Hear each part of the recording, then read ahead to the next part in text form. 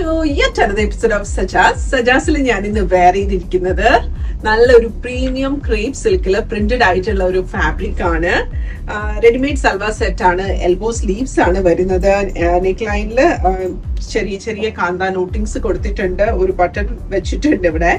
Then beautiful printed dupatta with tassels in the bottom and a maroon color bottom. നല്ലൊരു semi parallel bottoms ആണ് ഇതിന് കൊടുത്തിട്ടുള്ളത്. Very very comfortable to wear.